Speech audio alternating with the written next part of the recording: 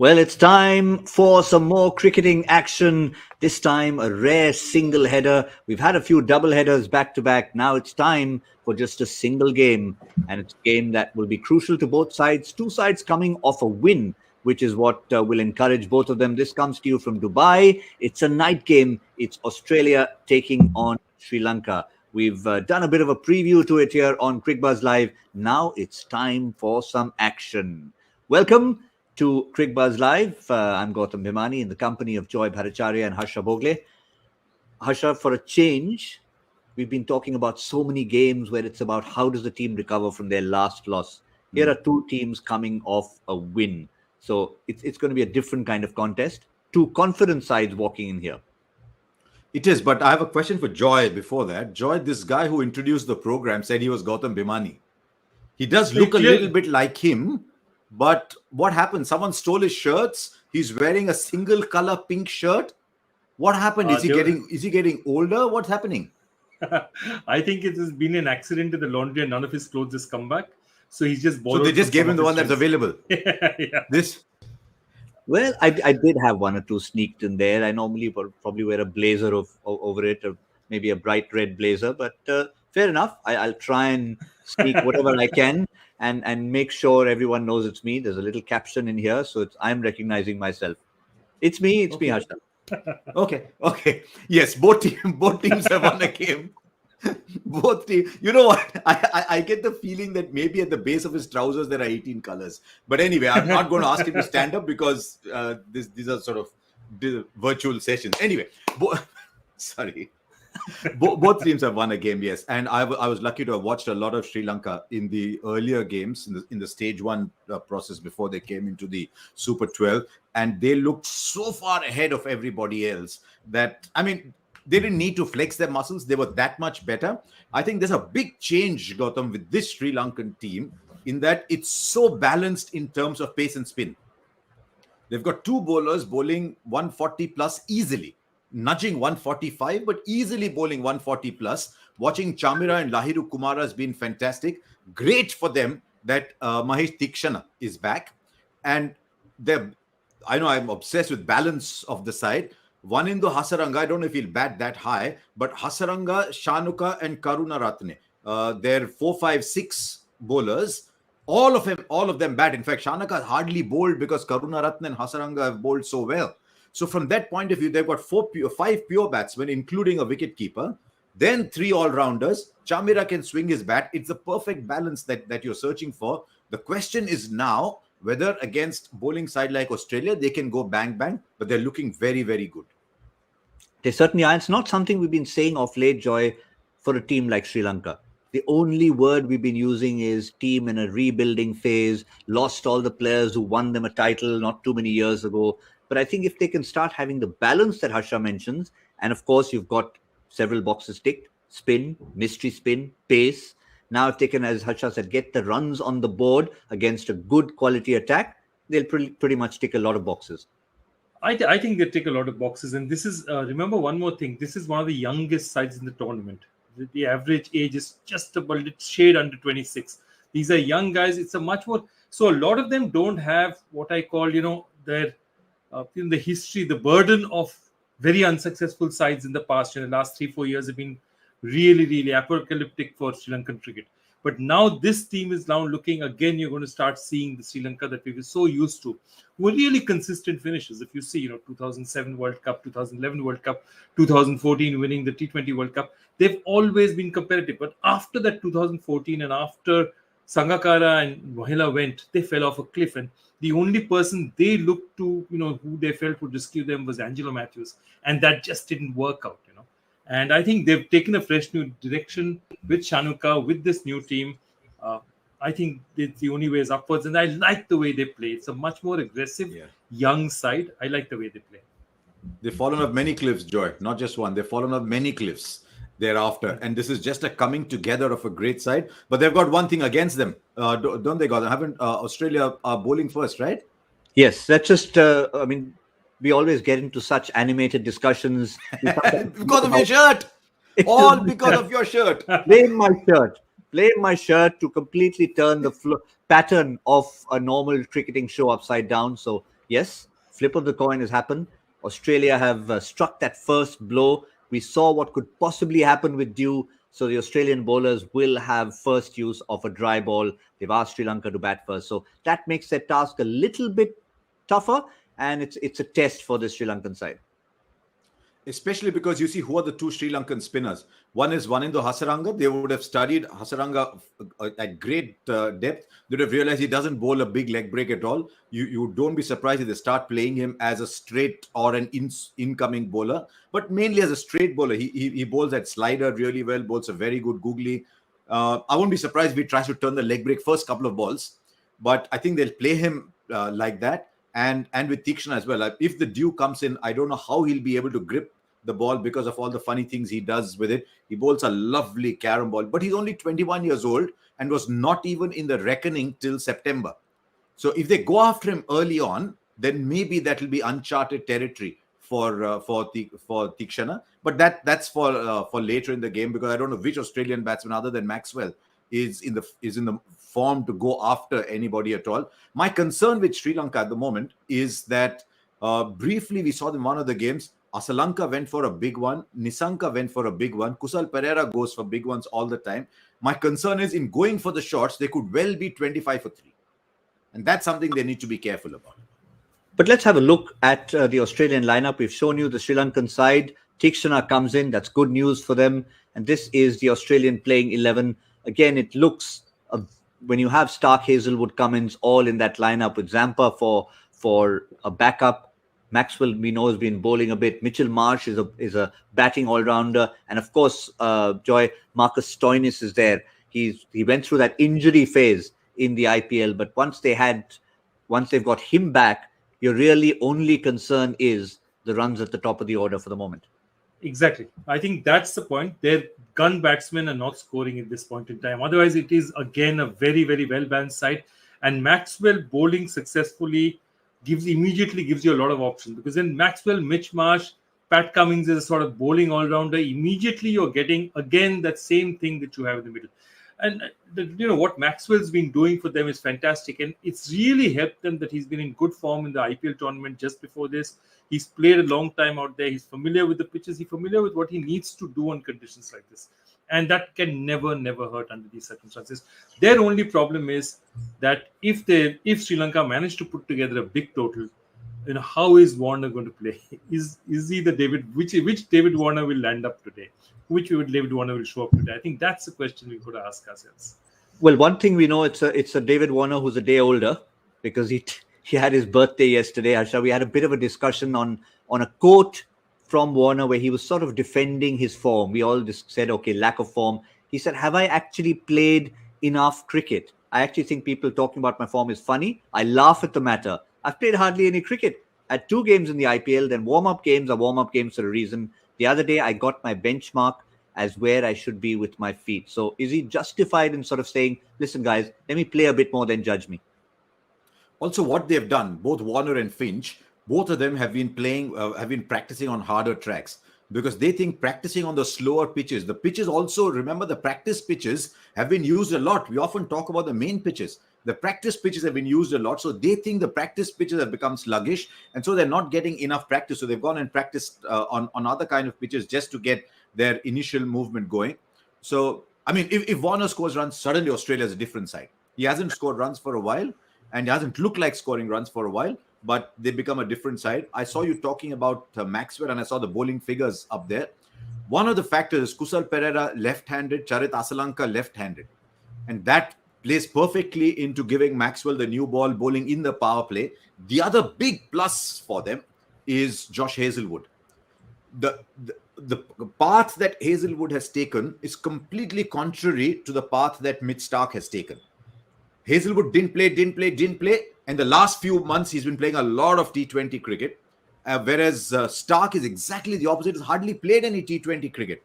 What did we call him? We call him the runaway bride at the IPL, didn't he? Because he'd registered and he'd go away. But look at Hazelwood.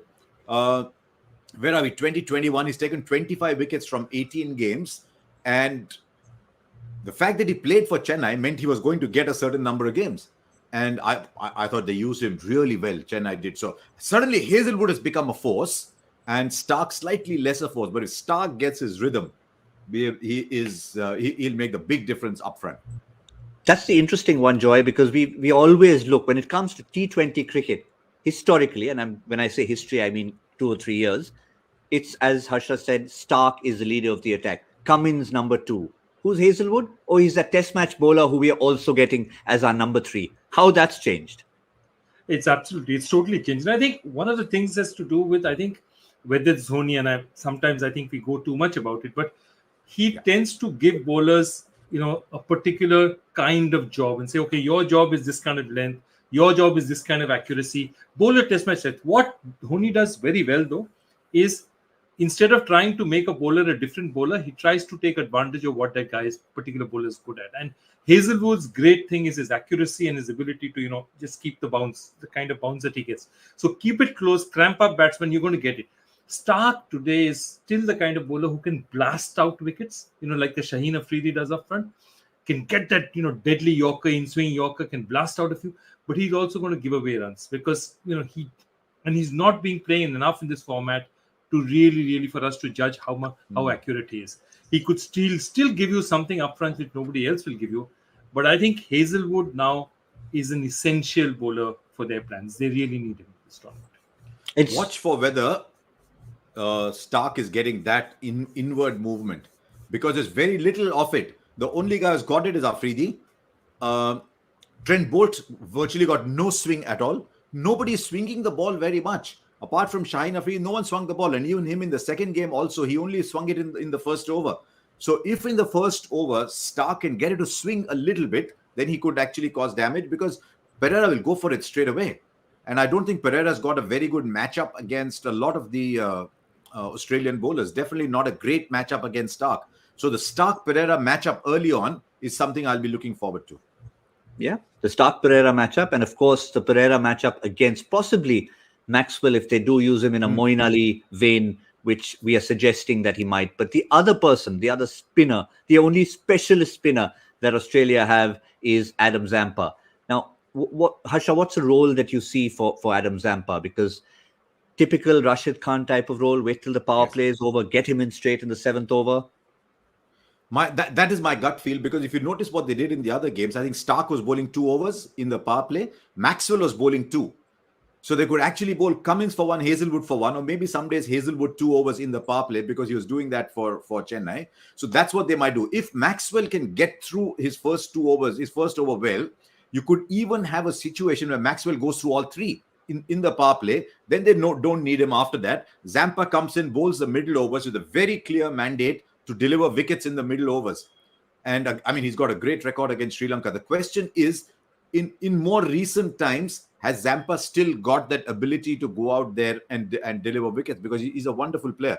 But see how the tides change sometimes, Gautam. Kane Richardson was probably the one of the 3 main bowlers, because he was giving you death overs. Missed the IPL. I'm not saying, people say you guys get obsessed with the IPL, but it allowed Hazelwood to show how good he was. And the moment you do that, then Hazelwood becomes a bowler. Cummins can come back at the end, even though Cummins is not the best bowler at the end. Stark bowls at the end. Yeah, I think for everyone who says that or possibly says that about the IPL, it's very simply that not just the quality of the tournament, but also in this case, the timing of the tournament, Joy. The fact that it's come right before this T20 World Cup means it's just ideal for you to be able to show your wares from franchise to country. No, absolutely. I was just thinking about it, that normally, when you have a tournament like this, or you even have an IPL like this, under normal circumstances in a typical IPL tournament, there'll be 5 or 6 gun Australian batsmen playing who have a lot of experience. This is the one time that you have a situation where you don't really. Warner's not played at all. Steve Smith has been playing very, very sparingly. Glenn Maxwell is actually the only Australian top order bat who's played regularly, and Stoinis was injured. Of course, he came back. It was important for them. But that's it. These are the only 2 guys who've actually been playing. Otherwise, normally every year you'll see 5, 6. All these guys would have had an extensive amount of practice out here. It hasn't happened this year. And that also tells you that this Australian batting side is not perhaps as strong as some of the Australian batting sides in the past. Now the reverse. Nowhere near. Yeah. Sorry, just they're nowhere near the Australian sides of the past. Having said that, which Australian side of the past? Because they've never done well in the T20 World Cup, and I just wonder sometimes. The first T20 game, they never took it serious. It's a hit and a giggle, and the hit and the giggle has come back to curse them every single time. So on good wickets, suddenly Warner's giving them starts. Maxwell is in form. Mitch Marsh starts to bat. They're using Steve Smith as a floater. So I mean, Steve Smith will probably only go in if it's 10 for 2. Otherwise, he'll just keep holding back. But yeah, they, for the first time, Australia are entering a white ball tournament and nobody's talking about them. When was the last time that happened? Nobody's talking about them. So true. So true. Yeah, I mean, even within the group, it's one thing to talk about the overall favorites. Even within the group, you're saying England, okay, West Indies, not anymore after their first 2 games, but it was always England, West Indies, could Sri Lanka squeeze in there? Oh, Australia's in that group as well, aren't they? So that's sort of been the general reason feeling. Today's game takes assumes even more importance is that the West Indies look like they're imploding. And Bangladesh haven't got their act together. So if Australia win today, get 2 wins, then they've already beaten South Africa. Doesn't matter what happens against England. They should back themselves to beat Bangladesh and imploding West Indies, and they're through into the semi-final. So it's suddenly an opportunity. This game could well go some distance in deciding which other team goes through. We also said that if Sri Lanka were to win this game, then we'll take them very seriously as semi-final contenders as well. So important from both sides. But the other side of the coin, we said IPL as a preparation for this tournament and hence showing your wares. Now the roles are reversed because you've got this tournament with a certain thing called a brand new auction coming up. And we've just been told the auction rules, 4 players for each franchise, which can be a retention, no right to match cards. Harsha, let me come straight to you. What is the first ramification of this new rule? On paper, it would seem like there are 32 players gone out of the system. Having said that, I can think of at least 2 franchises that will not bother retaining 4 players because they need to make a change. Punjab need to revitalize, which is like having a bath. They do that all the time. And Hyderabad will want to rebuild. So they may not retain a lot of players. I don't know if Hyderabad will look beyond a Williamson and a Rashid, for example, because you're allowed to retain 2 overseas players, either 3+1 or 2+2. So they can retain those 2. The two things I would like to know a little bit more about are, given that the amount will go up from 85 crores to 90 crores, what is the amount that you will be deducted from your purse for the 4 players, and whether a player opts not to be retained. And I can think of a few who don't want to be retained and go into the auction. If they say, I don't want to be retained and are therefore in the non-retained list, can the 2 new teams say, ha, mil gaya, and pick him up like that? Or can they say, no, I just want to go in the auction. I'm not in the retention game at all. That is something that we need a clarification on, because say, as is being rumored, that KL Rahul doesn't want to continue playing for Punjab. So he said, I want to go back in the auction. But the moment he goes out of Punjab, he's not retained. Suppose Ahmedabad says, Dikra, Ayya. Then what do you do? So I'd like to know that clarification, because what that will do is it might take some more players out. Suppose Surya Kumar Yadav is not retained by Mumbai, but he doesn't want to go somewhere else. I mean, he could want to. He might be the first pick somewhere and be set up for life. So that is the one thing I want to know. But, because T20 has grown so much, I don't think it's taking away as many good players, because there's still quite a few good players left. There certainly are, but yeah, just to finish up on those rules, 4 players, of course, for each of these 8 existing franchises. That's 32 in the numbers, the division that Harsha mentioned. And Joy, for the 2 new teams, it's 3 players each, 3 flesh players each, who they can then go for. So that really means that it's after those 32 get finished, they get to pick from still quite a few decent players. Yeah, I mean, really what you're saying is therefore 40 top players go over the auction. It won't exactly be that, because as Harsha said, you're going to have 38. to retain. Sorry, 38. No, sorry to interrupt you. 38 players. Yeah, 38 players. Yeah, 38 each, players. yeah. So 32, sorry, 3 each. But I think the basic thing that you're going to have, the basic problem that you're going to have is 38 players going out. It may also be 35, 36, because as Harsha said, that some teams may not retain that many. The big problem is basically Indian domestic players, because what it effectively means is that there's a 25% increase in good Indian players that you need. Okay, so if you put it straight out there, you look at it and you turn yourself and say, where I needed say 80 good Indian players, I now need 100 good Indian players, and the people who are actually there who are going to probably benefit the most from this retention rule are people who are just below that top 20 list. Below retention, go into the auction, not retained by these three, not picked up by these the 3 picks of each team, and then they go into the auction because they're going to be very, very scarce commodities to find good international or top quality players. Can you imagine? Maybe one Ishan Kishan sneaks through. He's sitting on a gold mine because what am I going to bid for in the auction?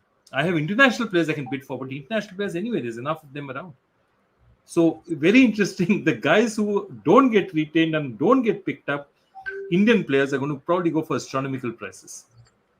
So, for example, here's a quick before we move back out of this topic. If you're the 4th retention in a particular franchise team, you're thinking, hang on, if I wasn't the 4th retention here, I could be picked up first in another auction and my fee would be almost double. So, for example, you could have a Lucknow franchise or an Ahmedabad franchise that tells one of the players, you know what, we'll probably pick you first in the draft. He could then tell his existing franchise, sorry, are you going to retain me 4th? I'm pulling out because I could be first pick somewhere else. So you could find those little games being played as well. Well, that's of course, if will they necessarily have an order like that, or will it just be in no particular order, these are the 4 we want, assuming there's a franchise who want to keep 4? No, they have to specify who's their top player. It's always been the rule that you write down your retention 1, your retention 2, your retention 3, retention 4, because their prices for the auction are decided according to that. And when I was there, at least you always had to write down what's the order of retention. You have to specify who the number 1 pick is. Yeah, that pretty much settles that. So that could be interesting for, as you said, your 3rd or maybe your 4th retention, because they're definitely. Yeah, but see, it opens one little loophole out here, which perhaps they might have found a better way of doing it. Which is that if I want to retain you, I can find other ways of basically making you happy. Then because I'm talking to a player, I have to tell you, I can legally only pay you 8 crores because you're my 4th retention, but hey, we'll make it up to you. So all those things, then it opens up the situation. It's unfortunate, but the situation opens up the chance for basically, transactions going on outside the auction table. Well, that's as far as the breaking news is of those rules. We'll be talking a lot more about it as we get closer and closer to it. One thing's for sure, that everyone who walks out to bat or bowl or keep or catch from this point in the tournament will just have an eye out and possibly pleasing the owners, the potential owners and the franchises. But for the moment, coming back to the match, Sri Lankan batsmen will have to do a lot more than please any franchises. They'll have to put a serious score on the board to try and challenge Australia, knowing that this particular venue has pretty much been all about chasing, Harsha. And there's a couple of reasons why batting first has not been easy, which is you're still coming to terms with the surfaces as you go along. By now, Sri Lanka should probably look at that surface and say, we're gunning 160. But you still need to play 2-3 overs to figure out what it's doing. Then sometimes you tell yourself, maybe next over. And you lose a couple of overs in trying to go for the big one. And that's why teams tend to be a little under as long as they're not losing, as long as they're, even if they've got enough wickets in hand. They still tend to be slightly under. And that is why batting first has been an issue. Of course, the dew factor is there. Sri Lanka could play it the other way and say, okay, if dew's coming, let's go hard right from the beginning. I'd like to see a team say, we are batting second and we are chasing 180. And now let's see how you go about it. That runs the risk of getting bowled out 120. So there's a lot of factors with batting first, which is not easy. But I'd like to see Asalanka and Nisanka. Very impressed with these 2 young players. Sri Lanka has never been short of ability. I'd like to see how these 2 go because they've lost too many very good players in recent times. I'm happy Avishka Fernando's come back because he's another class player. Remember Oshada Fernando. Remember Kushal Mendes. Wonderful players. Something went wrong somewhere. That is why I'm very curious to see on a big day how Nisanka, Asalanka, Fernando, these are the future, how they play. Yeah, and interesting what Harsha just said, Joy. This was something Virat Kohli had mentioned during a bilateral series when maybe some people were saying, why are you insisting on batting first? Just go out there and win the game. He said, looking at the future, looking ahead, we want to test ourselves on the less preferred option and treat batting first like a run chase. No, absolutely. I think this was the England series and he was talking about it and he was absolutely bang on because, look, one of the things that is happening, and we've also got to face it, is that bilateral series are gradually, except for the ashes of one or two top such encounters, they are not really the big ones anymore. It's franchise cricket and the big tournaments, the ICC tournaments. Those are the ones that you're getting a lot out of. So, I mean, would you ever hear of people experimenting in a one-day international or a T20? I mean, those are not things that used to happen before, but that's how it is now. Bilateral series are also not looked upon that way. But I think this whole concept of saying that I have to do 180, they have to. It also depends on how, if they look at themselves as the underdog, then you play in a particular way. And I think they'll find it easier to do that if they regard Australia as a better team and say, you know what, we can come all guns firing. We look at 180. If we get out for 120, Australia will roll us over 8 times out of 10 anyway. Let's give it all we have and let's see where we go. Yeah. Probably look at 160 maybe. I mean, I threw 180 as a number, but probably look at saying, let's try and get to 160 early on, and then we'll see how we go from there. Well, while we're going to go through our joy factor question, Harsha, you've got about 45 seconds to ponder on what your prediction is going to be. Is it 160? Is it 180? So hold that thought. Joy, before you ask your question, we've had a few tweets in from our good friend Tonmoy asking, please let me know when you're going to stop mentioning my name. And I replied to him saying, and you just did. I said, we're never not mentioning your name. It's just that it might come as an honorable mention and not the winner. But we absolutely remember you, Joy. But go ahead with your question. Yeah. For all of you there. Okay. It's an easier one. We all know Mark Waugh made his test debut in 91, replacing his brother Steve, who made his test debut replacing his brother in 2009. Simple. It's as simple as it gets out here. But I want to see how quickly the answers start coming in. Are you suggesting what is that? I heard a tuk something. Was that the answer coming in? Many answers coming in. But I've noticed one thing. Joy's frame is only that much. All these pseudonyms that Joy has who win prize every time. Maybe he's just going cut. Oh, sorry, today is not the tuk. No, I'm actually now I've just decided to check for the answer myself. Check whether it's come or not. No, it has. Yeah. Not No. yet. Oh wow, it's slowing down. It has. Okay, That's good. That's a good sign that it's come. Or maybe Tonmo has decided that he's letting everybody else have a go, and after 40 seconds he's going to give his answer. But that's as far as that question is concerned. You've heard it, you've seen it. Hashtag Cricbuzz Live. Get your answers in, and for us, hashtag guess the score, and it often ends up being guesswork, Harsha. So let's just see. 160 to 180. I think we should start with the guy in the monochrome, single color shirt. Fair enough. Guy in the monochrome, Sri Lanka against what looks like a formidable Australian attack. So far, it's been about low balling, and I'm going for 133. Oh, okay. He's been low balling every day. Joy. Yeah, Joy. I actually like the Sri Lankan, so I'm going to say 147. Oh, I was going to say 148. 152. All right. Okay. There you go. 152, which gives you a 152 nice is a good window to score, get to the 160 where they should go. Again, let's just confirm to you that it's Australia won the toss. They've asked Sri Lanka to bat first, not the preferred option. So Sri Lanka, if they were to come through this and position themselves as a semi-final candidate, they'll have to play really, really well. We look forward to this contest. We look forward to your company in the 10th over on Cricbuzz Combox. And of course, beyond that, as we analyze the first innings. That's all from Joy, Harsha, and myself on Cricbuzz Live.